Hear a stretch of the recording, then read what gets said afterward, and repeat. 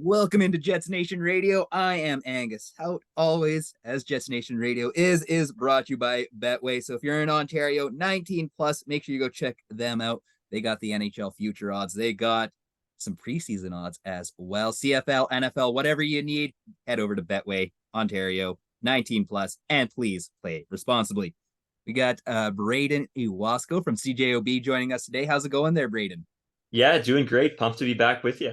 Yeah, it's been a minute. We're gonna have to start doing this a little bit more regularly because boy, oh boy, the Jets are a fun team to kind of pay attention to here, eh?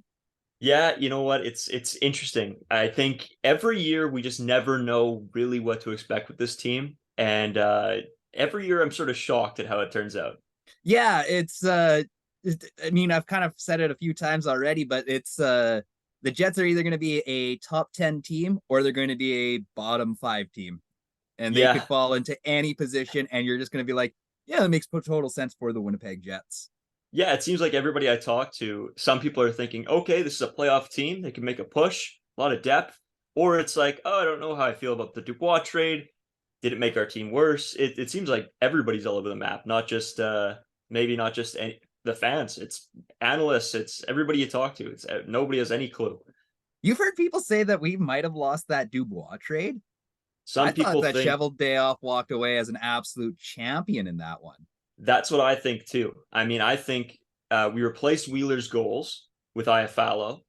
We get Velarde, who debatably is going to do more for us than Dubois would have, with a pick, and Rasmus Kapari as our fourth line center. I don't really understand how we lose that, but you know, hey. Yeah, some people are just silly, I suppose. But Gabe Velarde, man, I like what I saw out of him last night. I mean, that spinorama no look backhander. How can you disagree with that? Yeah, it was pretty filthy. My only concern with him is finding the chemistry with those two guys because I mean he did try that sort of same move or some passes that were getting interrupted quite a few times before that. But they locked down on that one. Beautiful pass, beautiful shot. So it looks like that power play is doing well, but I think it'll just take a couple games to really cement that connection with those three guys. Yeah, absolutely. Because I noticed that too last night when I was watching. I was like, "Ooh, maybe Gabe Velarde wasn't the right choice for this team." But as that game moved on, I mean, he had that breakaway where you're going to see sweet little moves from that guy. I know it was only the Oilers AHL squad last night plus a couple of vets, but I don't know. Gabriel Velarde is just won my heart over here, and I hope for many Jets fans too. Yeah, I've been a big fan of Velarde for a while now. So when we got him, I was over the moon. And then to get Iafallo as well. I didn't know a ton about Rasmus Kapari before coming here, but Iafallo and Velarde I was super, super high on. So I just those two guys I thought we won the trade. Never mind the rest of everything we got. Yeah, absolutely. I mean, I was going back through some old stuff, and I'd seen something where it was like it looked like it was going to be Dubois and Harkins for Iafallo and uh I'm blanking Quentin Byfield. Yes. I was just like, yeah, that would have been a cool trade, but yeah, no, Jets walk away as an absolute winner. But we are at that point where what is the Jets 13th forward going to look like? Because there's a lot of guys kind of fighting for that spot. I mean, Gustafson had a nice goal last night. He was playing well. You can just Axel Johnson Fialva. You can run through the list, but who do you think is going to cement that 13th spot? Yeah, for me, I think it's Gustafson.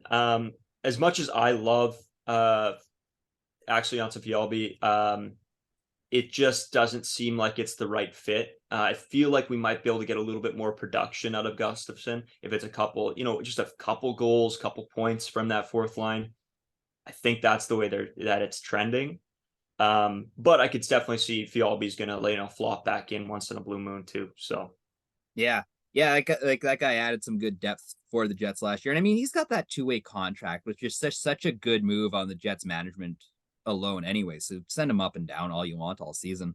yeah, and of course injuries, everything. He's a quick, speedy guy that can that can sort of move around the ice really well, create plays. He might not be the goal scorer, he might not get the points, but he'll definitely. You can always see him sort of making a difference out there, which is nice.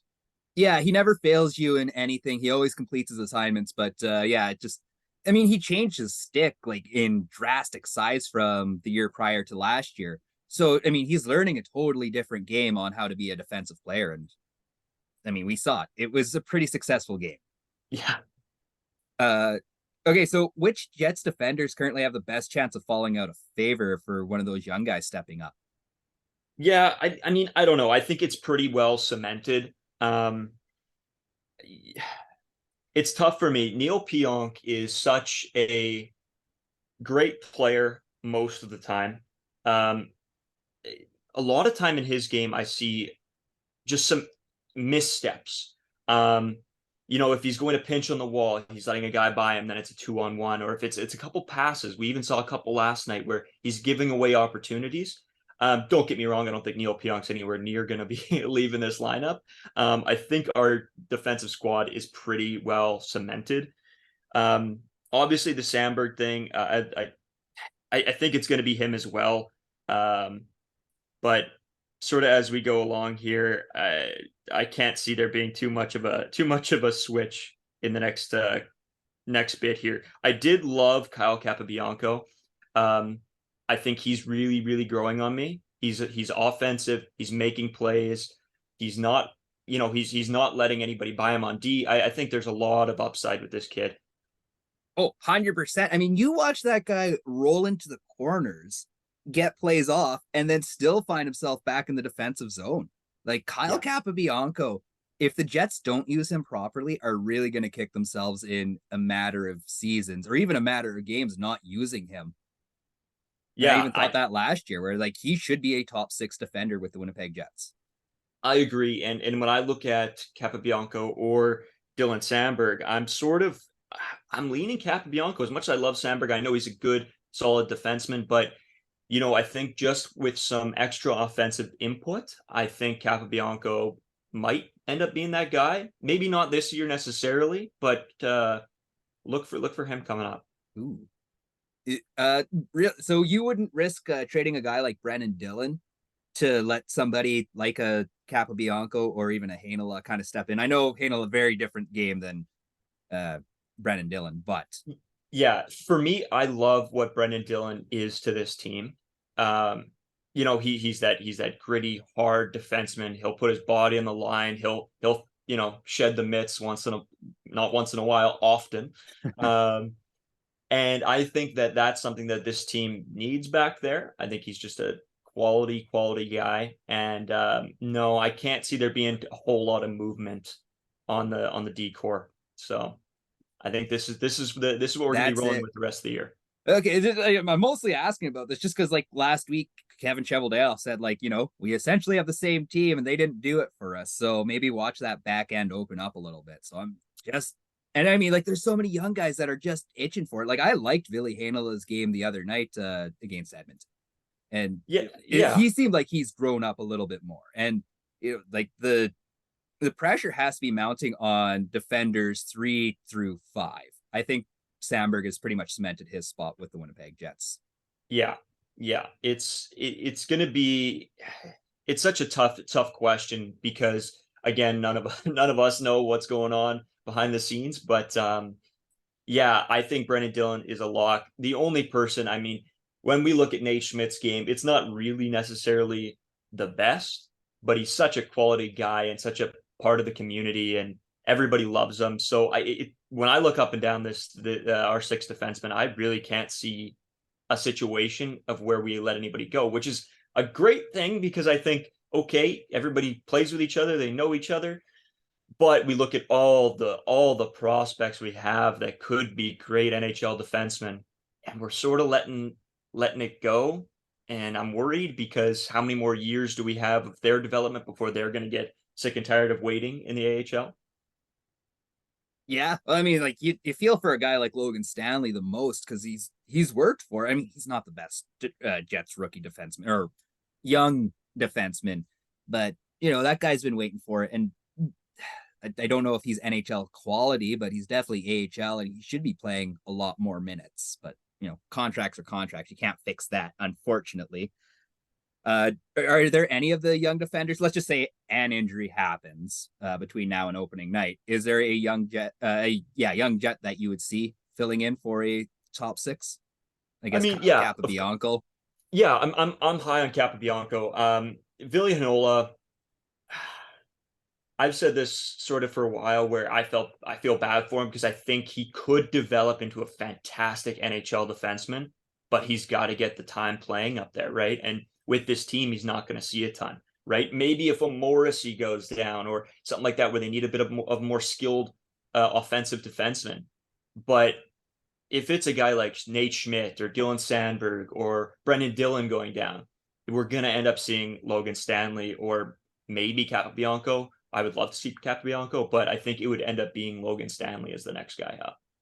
Yeah, which is so sad because Logan Stanley just isn't that guy. I That's hate right. ripping on him so much because he seems like an all right dude, but yeah, he just doesn't have that intelligence for the NHL, unfortunately. I agree, and it's a lot of, I don't really know how to put this, but it's almost like robotic a little bit when he's out there. It's not that smooth fluid. It's sort of him almost trying to force things to happen because he can't make those little plays that will make the difference. So it's frustrating to watch for sure, especially when you know that there's so much other talent that could replace him. Yeah, and I mean, like, if you're gonna like, he has that luxury of being 6'7". Use it to your advantage. Be the biggest, meanest asshole out there. Yeah. That's really all you have to do as Logan Stanley, and then you'll figure out the little passes. You don't have to be a perfect defenseman. Just find out what you're good at and figure out how to be mean. Yeah, I 100% agree. Yeah. If the Jets could sign only one of Mark Scheifele or Connor Hellebuck at the end of the season, who would you want, and what would that contract look like? Well, this is a great question. I think when you sort of sent me the list, I was like, okay, this one I'm ready to go for. I'd love to see them sign Hellebuck. I think Scheifele is great for the contract we have him on. But there's also been stuff that, is he really giving us his full effort? And does he want to be here? I think he does in a sense, but Hellebuck's the obvious answer. He is above and beyond anything. I mean, he is the leader of this team. This team lives and dies by Connor Hellebuck. Maybe not so much this year as we got a lot more depth, but he is unbelievable. And I think we could let Scheifele, I don't want to say go, because I think either way we'd have to trade. If we can't re-sign them, we got to trade them. And I think we'd get way more for Connor Hellebuck than we would for Mark Scheifele. So that's a tough situation. And now with Laurent Brossoit back there, great goal. He played just unbelievable last night. Made some really nice saves. And we've Colin Delia back there as well. And you know what? I thought he was outstanding game one. I think he could be an NHL back. He should be an NHL backup. I don't like that he's going to be playing with the AHL team, but it is what it is. But that just shows the amount of goalie depth we have now, which is crazy. I haven't gotten to see DiVincenzo's play yet, but I've heard really good things about him as well. So it is crazy. But yeah, I mean, even if we do sign Hellebuck again, it's probably going to be a year, maybe 2 years, just to see in what direction this team's going to keep going. But yeah, Scheifele, I don't know. I mean, I think it's all going to come down to the fact of, are we a 1-2 seed going into playoffs, or are we a fringe playoff team that's just scraping by? Yeah. Yeah. So there's not many people that have said Hellebuck when I ask this question, so I'm always curious. Just because, yeah, what's more important to you, an elite goaltender or a number one center who can score 40 goals? But I mean, I also look at the Jets' future of goaltending with Dom DiVincenzo and Milic. Like, those guys are already so good, unbelievably good. Yeah. And I mean, you got Brossoit after that. If you can get that guy signed, and Colin Delia, let's just say, not that many AHL starters are going to stick around with Winnipeg. I don't know. I like to believe in this team with Mark Scheifele a little bit more, just because it's so hard to find a number one centerman in this league. Even just trying to trade for one, impossible, or you got to let them grow up a little bit, which I mean, you could see with Cole Perfetti, genuinely a possibility, but also that guy can get hurt, where Mark Scheifele's kind of a workhorse. Yeah, he is. And my only issue with Mark Scheifele is, as a Winnipegger and in this Winnipeg market, you want guys that want to be here, and that I feel like It's very the fans that watch this team are very blue collar, work hard, and we don't see that all the time from Mark Scheifele. He'll take 5 games off, and we won't. You'll see he's not putting in the effort, and I think that's what really, really gets fans angry. And as much as I was in the stands last year at the rink, that's all you were hearing was like, it looks like we're not even trying out there. No, and that was just in the back half of the season. But you look at that first half of the season, you saw a new man in Mark Scheifele. And I mean, Yeah. if you could see that for 65 games of a season with Mark, Yeah. that dude would be selling jerseys left and right, and you would see 55s thrown out throughout the building. For sure, for sure. I mean, he's always been a favorite in Winnipeg. I think it's just over the last couple of years that people have a little bit turned on him, couple comments here and there. I still like Mark Scheifele. I think he's a very, very good centerman, especially for the contract we have him on right now.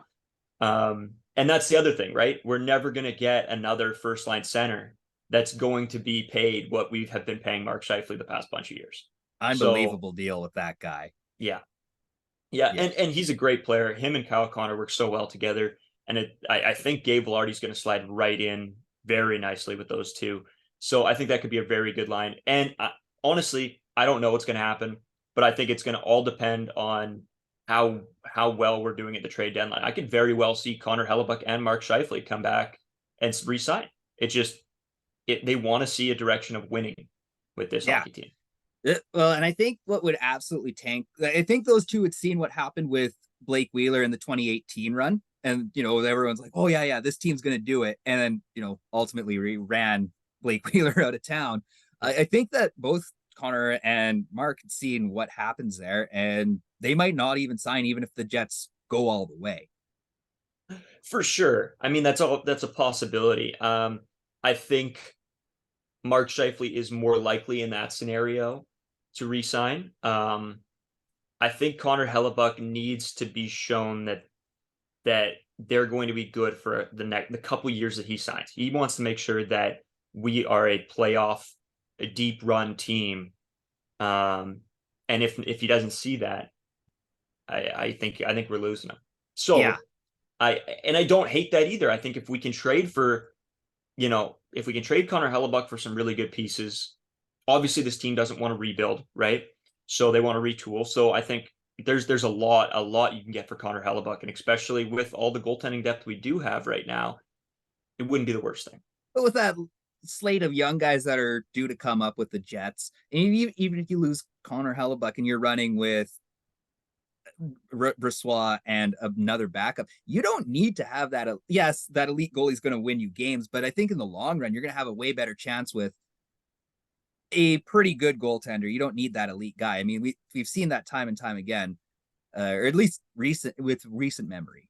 Yeah, it's proven it for sure. I mean, you look at last season, right, and that makes the case for you.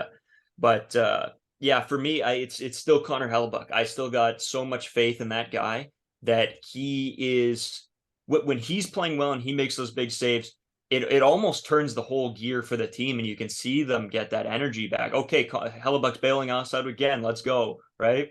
And so I think he's sort of a little bit the heart of this team. So I'd hate to see him go. Okay, interesting. I like that. Thoughts on the new 48 RCAF jerseys? Yeah, so we sort of got the news that they were going to be releasing some of the new jersey, and there's speculations, but I think I'm the one. I said last week, I said I was pretty sure it was going to be a new version of that jersey. So yeah, it's nice. I like it. The gloves throwing me off a little bit. I don't care for that. It's okay. It's good. I think the light blue is sort of nice, going back to sort of that Jets jersey with just like the Jets written out there. Whatever. A lot of people didn't like that one either. I think there's people sort of on both sides right now. I was talking to Ross Levitan, who works with us, and he says he did not like them at all. Kelly Moore loved them. Dwayne Gilowaychuk loved him last night on the call. Yeah, I'm sort of in the middle. I think they're gonna sell lots of them. Do I think they're the best jerseys? No, but they're good. They're nice. The gloves, I don't think that was like, I don't get it, but So old man Ewasko gives you like $300 to drop on a new jersey. Any Jets jersey you want, you're not buying that one? Not buying that one. Listen, I don't have a heritage jersey yet. Yeah, I know. So I have the original and I have that blue one with the Jets on it, and I think they're both Dubois. So I'm gonna have to buy something new, but it won't be that one. I No. love it, but I got so many light blues. I got like the Jays light blue. I got the Twins light blue for baseball jerseys, and so I think I'd end up going heritage for sure. Ooh. There's no beating those heritage jerseys. Not a chance. I was honestly hoping for an announcement that they were going to be like, surprise heritage jerseys all Yeah, year long. I think that's what a lot of people are really hoping for. And I mean, in my head, I knew that they are not going to do that. But yeah, man, would it be sweet to see them rock those every night? I just need to start bullying Mark Chipman somehow. I don't There you know go. how, but like we're gonna start sending letters off to Mr. Chipman. Yeah, yeah. Just start hammering him on Twitter like Yeah, everybody else. there we go. He definitely reads all of those replies. Who do you see as the Jets core four going into this season? Yeah. So I mean, well, obviously you got Mark Scheifele, you got Connor, you got Gabe Velarde, and then I'm gonna say you're gonna have to throw in Ehlers. That's obviously hopefully he stays healthy. Do I think that Perfetti is going to be there? No, no. I think Perfetti it might struggle this year. They might end up throwing him back on the wing, which is fine. He's a very high IQ player. I think he's very skilled. Um, so it's just going to take him a couple years to find his game, and he needs to get a full season in the NHL. That's his biggest problem right now is that he hasn't played a ton.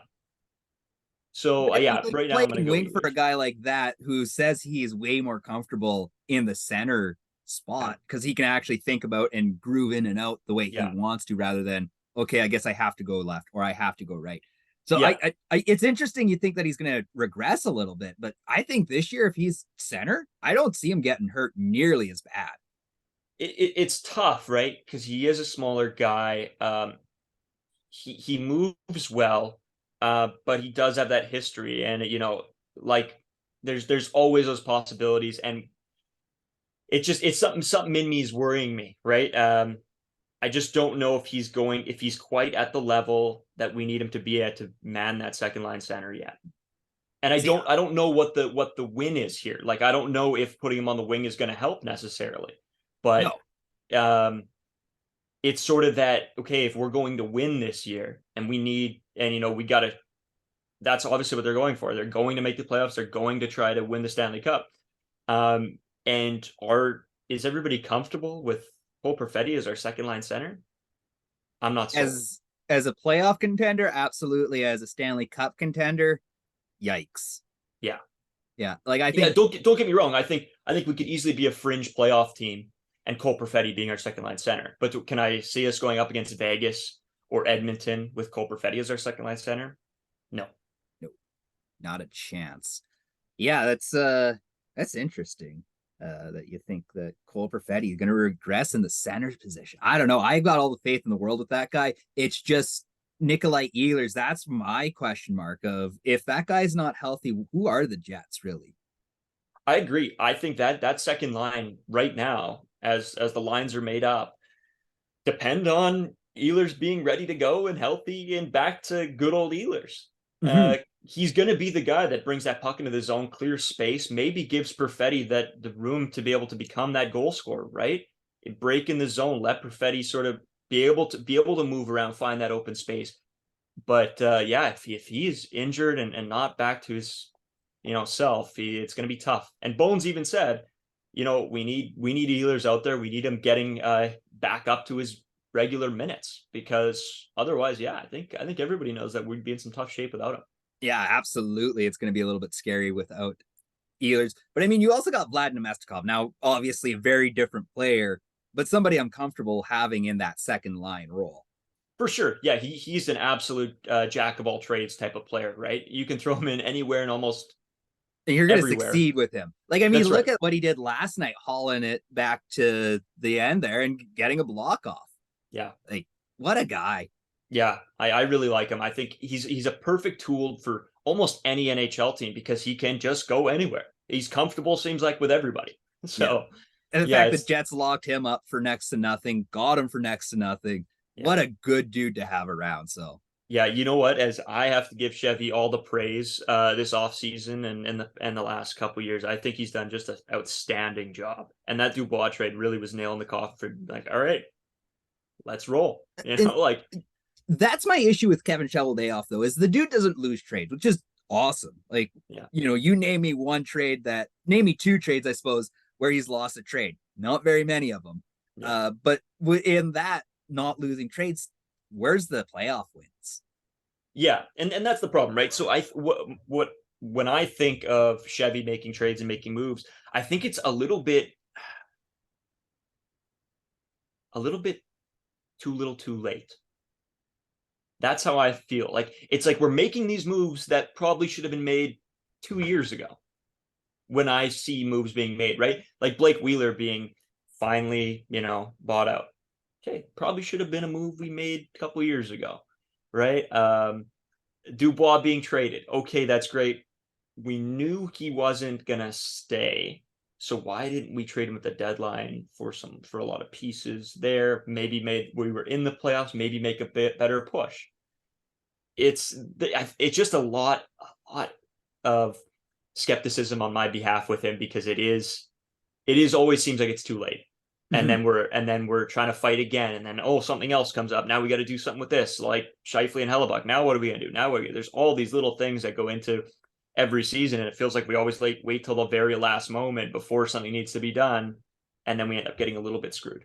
Yeah, but I mean, like, so it's sometimes sitting on his hands has been the most genius thing. I mean, Yeah, like everyone's like, "Oh, Timo Meyer last season." Well, what do we get? We get Nino Niederreiter, way better guy in my opinion. I'm sure in your opinion as well. for this team, absolutely, absolutely. Nino is one of my favorite players on this team right now, just because he's an absolute workhorse.